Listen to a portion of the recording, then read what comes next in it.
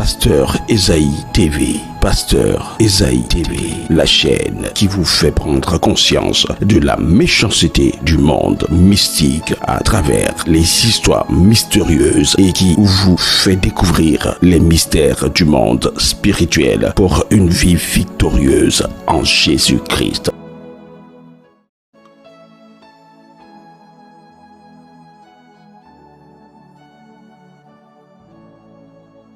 Shalom bien-aimés, écoutez les histoires jusqu'à la fin, parce que c'est à la fin de chaque histoire que je donne mon point de vue, mon avis, la morale de l'histoire, des conseils, des suggestions, des orientations, des prières de proclamation et de déclaration, et aussi des appels pour aider sur le plan spirituel. Dans cette histoire, ou si vous voulez, dans ce témoignage que vous allez écouter tout à l'heure, il est question d'une pratique où les femmes envoûtent les hommes. C'est un envoûtement de haut niveau. Un envoûtement de haut niveau où quand vous êtes victime, il n'y a pas d'issue de sortie. Il n'y a pas de délivrance véritable, si ce n'est que par la puissance et l'intervention de Jésus-Christ de Nazareth, à qui tout pouvoir a été donné dans les cieux et sur la terre. Alors, femme, je dis bien femme, mon objectif n'est pas de t'encourager à exercer cette pratique sur ton mari. Non, loin de là. Mais je veux plutôt te le déconseiller formellement. Et aussi avertir les hommes à faire très attention. Alors, sans plus tarder, écoutons l'histoire. Je leur demandais ça. C'est-à-dire pendant la période où la femme, elle est, comment dirais-je, ça me gêne même de le dire, elle est indisposée par rapport à son cycle menstruel. Alors je disais aux femmes de chercher, de m'apporter des bandes hygiéniques.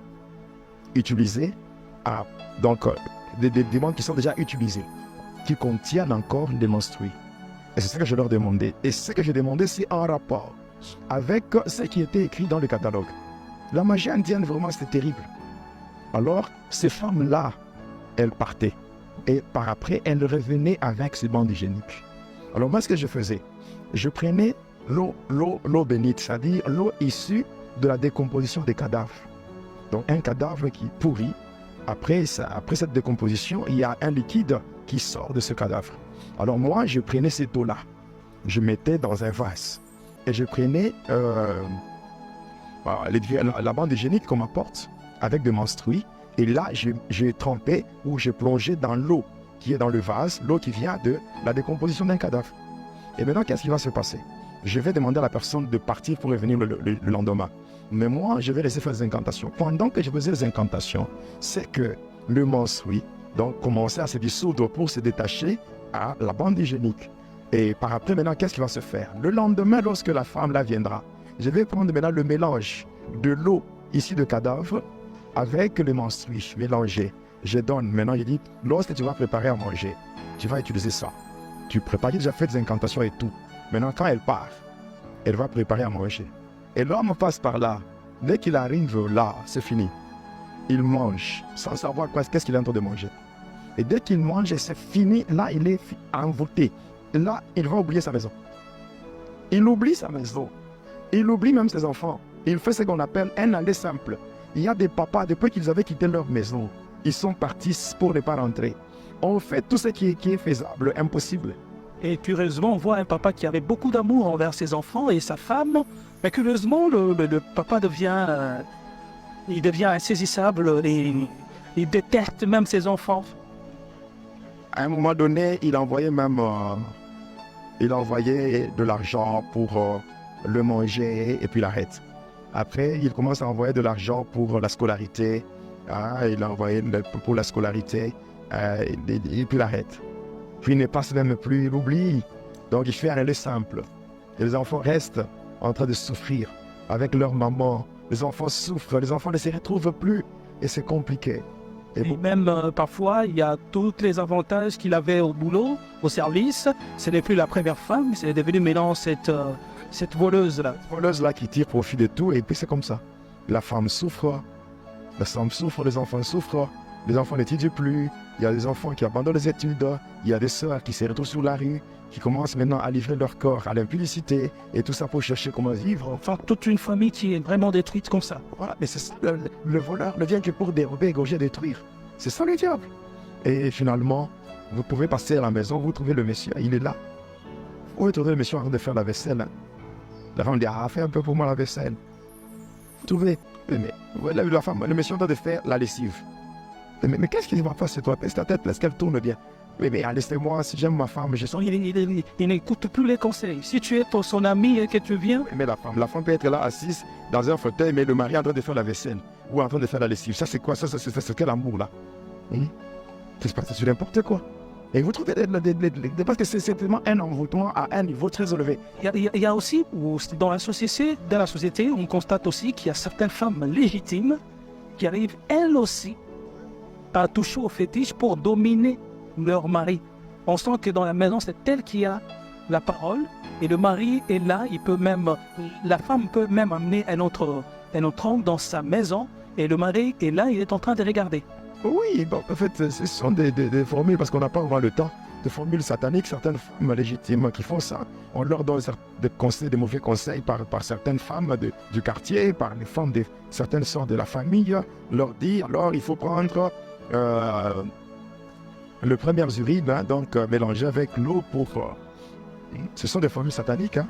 Donc la femme, elle se réveille, la toute première fois, quand elle va uriner pour la première fois, elle prend ces urines-là, elle va mélanger dans l'eau qu'elle va utiliser, donc elle va mettre pour son mari. Lorsque le mari vient pour se laver, dès qu'il prend bain, finalement, on l'a eu. Donc elle fait ça, elle met des urines, à présent qu'elle prononce quelques formules, quelques paroles, des incantations qui lui avaient été données, et puis c'est tout. Alors c'est compliqué, il y a des femmes qui font des trucs. Maintenant, le mari qui est envoûté comme cela, tellement que l'envoûtement je dirais, l'envoûtement a une dose vraiment très élevée. Alors, le mari sera tellement jaloux, il sera doté d'une jalousie sans pareil. Alors, il sera toujours à côté de sa femme, toujours. Et maintenant, il va commencer même à sécher le boulot. Donc, par moment, il ne part pas au boulot. Et et cette femme-là, l'argent qu'elle reçoit de cet homme, on partageait. Donc, elle venait me donner aussi ma part, chaque fois. Alors maintenant, or que ces femmes-là, elles sont là pour l'argent. Alors, dès que le monsieur ne travaille plus, il ne fait plus beaucoup d'activités qu'il faisait avant et qu'il n'a plus d'argent. Quand la femme voit qu'il y a une baisse sur le plan financier, et ces mêmes femmes venaient encore me voir pour me dire, ouais, ce type-là, il ne donne rien. Il n'y a plus, il ne donne plus comme avant. Alors, je lui ai demandé, mais qu'est-ce que tu veux qu'on fasse? Oh non, est-ce qu'il n'y a pas moyen un peu de diminuer la dose? De diminuer la dose. Or que par rapport à la magie indienne, ce pouvoir-là, c'est irrévocable. Ça veut dire que dès qu'on a déjà fait, c'est fini. La seule chose, le seul remède pour briser cet envoûtement, c'est tuer l'homme. Et c'est comme ça qu'il dit non, pour me débarrasser, vraiment, s'il faut mourir, qu'il meure seulement. Et j'ai donné encore d'autres incantations à faire. Et la femme pouvait faire, et le mari devait être surpris par un malheur, il fuit. Et vous allez voir, dans ce genre de choses, la femme profite pour aller déposer le mari dans sa famille, un peu souffrant là, et elle dit non, rester avec lui. Et tout voilà. Là, il commence, non, tu as ta femme, n'est-ce pas? Ta femme et tes enfants t'attendent. Pendant que la femme, le monsieur est dépouillé d'abord de tout ce qu'il avait, de tout ce qu'il avait. Il est dépouillé de tout et c'est fini. Et c'est comme ça que, voilà, non seulement en allant vers ces femmes-là, non seulement tu vas trouver la mort, non seulement tu seras envoûté, mais aussi tu peux te retrouver en train de manger des choses qui ne se mangent pas. Oui. Donc, en fait, peut-être vous allez y arriver, parce que pour parler un peu de conséquences de toutes ces personnes qui consultent le devin ou le féticheur pour de tels gris-gris. Parce qu'il y a des fois, je me rappelle une fois quelque chose qui s'était passé dans la société, une jeune femme s'est transformée, elle était toute jeune, mais curieusement, elle s'est transformée en une vieille dame, et les gens s'est demandé qu'est-ce qui est arrivé. Et la femme était prostituée. C'est parce que quand on va consulter le diable directement, on a vendu son âme à Satan.